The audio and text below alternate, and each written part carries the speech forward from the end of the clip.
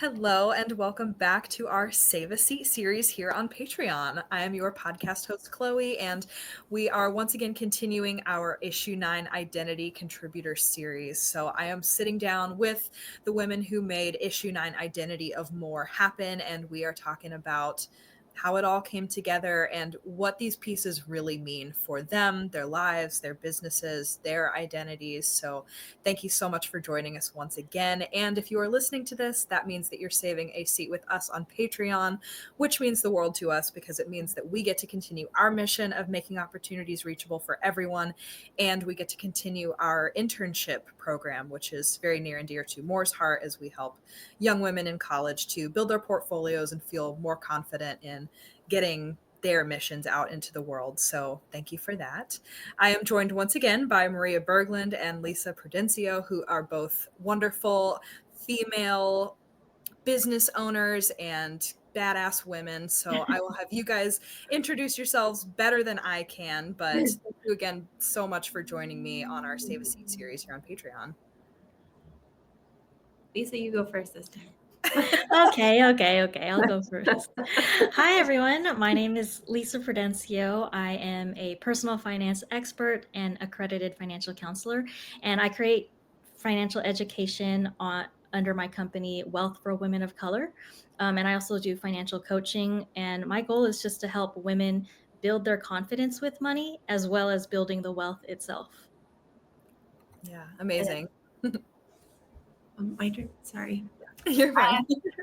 I'm Maria Berglund. Sorry. I run a 501c3 nonprofit called In Kind Boxes, where we provide natural and organic essentials for newborns in need and their mothers or birthing parents. I have 3 kids, and my husband and I and our family live in Portland, Oregon, but I am originally from Canada. Amazing. Well, thank you again both so much for joining me. And something that Lissa said at the end of the last episode over on Spotify, which if you haven't listened to that, pause this real quick, go listen to the Spotify episode, come on back. But you had mentioned something about imposter syndrome as you were talking about, your various accreditations and, all of the learning that you've done since you got this started. And, as you were both introducing yourselves, I was thinking imposter syndrome is so real, especially for women. Like, we're always going to discredit ourselves, put ourselves into these groups that we're a part of to, uplift others. Like, it's so hard to talk about ourselves and like hype ourselves up. But I definitely think it's so important, especially when you guys are doing the important work that you are doing. So I want to real quick just kind of pick your brains about if there are women listening to this and they're thinking like, I've got this great business idea, but I don't know how to get started, or, I want to start a nonprofit, but what do I do, to get it up off the ground floor? What would be your advice for those women? Like, you look at yourself 5 years ago, 10 years ago, when you were where they maybe are now. How do you get started? Like, what's that process like if you have a great idea and you want to make something of it? Yeah, for nonprofit, I had been on the boards of charities before, but never started one myself. I did a lot of Googling. And then, well, it's true. And then, the internet has a lot of resources. Yeah. And then just like reaching out to other nonprofits and just see if people will answer questions, or I get a lot of that. People message me through Instagram and want to pick my brain or have coffee and talk about it. And I'm happy to help people. I think it's really important. It takes a lot of courage to reach out and ask for help, I feel like. And so if someone is, has made that leap, then I'm happy to answer questions and try and help them how I can. Yeah. Were there any internet resources that you found particularly valuable in your time researching? I wouldn't say like one thing specifically, just Google in general is pretty helpful. I mean, there's always, different articles and things, and I'm sure there's a lot more now than there was even in 2019 when I got started.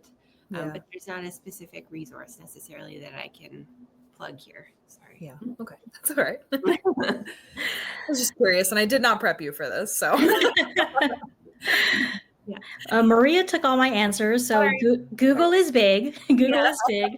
And I also feel strongly about getting comfortable hearing no, even though I don't think you're going to hear no a lot. When I used to work at Google for most of my career, and I would get people DMing me on LinkedIn all the time to ask questions or want an informational interview, or even asking me for referrals into the company. And I rarely said, very bold, I rarely said no. I mean, I would usually vet people and like have a little coffee chat with them. Yeah. But I rarely said no, especially when I could see that this was like, a young person really trying to do something for themselves. If I had the time, I would do it.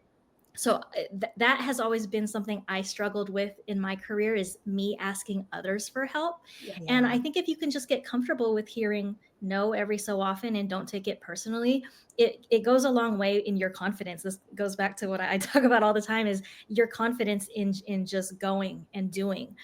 I have so many friends who have business ideas, amazing ones, and then 5 years will go by and someone else does the business idea and they're like, oh man, I wish I would have done it. And I'm like, well, one, you still can't. Like, there's lots of room in the market for it. But True. also, if you had started it 5 years ago when you first had the idea, you might have been first one there. Not that it matters, it's not a race, but those things come to mind for me. In terms of resources, now that there's AI, there's ChatGPT, you got a business idea, and if you don't have a business degree, type in there, what questions do I need to answer for my business? Like, how do I create a business plan? And there'll be templates there ready to go. So I think there's so many resources you can tap into, and definitely talking with other people would be the next step. So like this, finding yourself community, which is I think what this is, and finding those people to talk to who are on that same journey as you. Yeah. Yeah. Having someone who has that like matched energy to you and that matched motivation, that will help you exponentially. I feel like if you have someone in your life, even if they're not an entrepreneur, but they're like a go person, they have lots of energy, and they're like a yes person in the sense that like they will find answers to things. Like, talk to them about your idea and feed off of that energy. Stay away from the no people, because they are the ones who are going to talk you out of everything.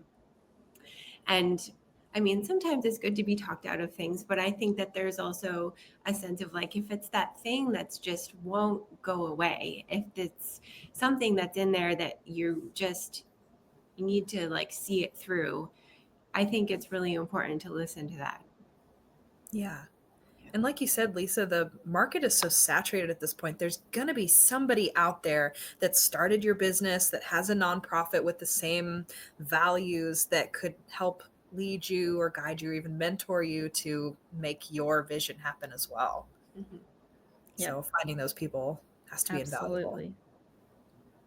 So how would you say that you both are paving the way for women in your sector to join you in doing this meaningful work? Lisa, I feel like you already touched on it, just, saying if somebody comes to me for a referral, I'm not going to turn them down. Like, that already is huge because they were confident enough to come to you, right?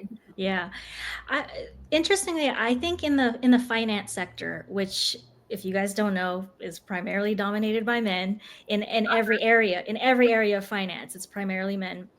I think I've only ever worked in industries that were primarily men, like tech industry, finance industry. Yeah. And so I do think that there is change happening already, like without me actively helping.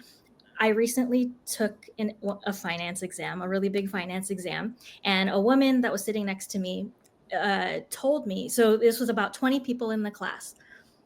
There were 7 women, 7 out of the 20, 6 to 7 out of the 20. And she said, not bad.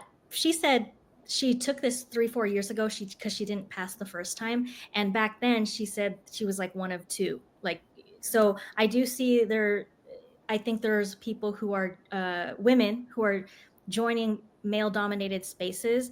And I think the more we support each other to do so, there will be that natural change.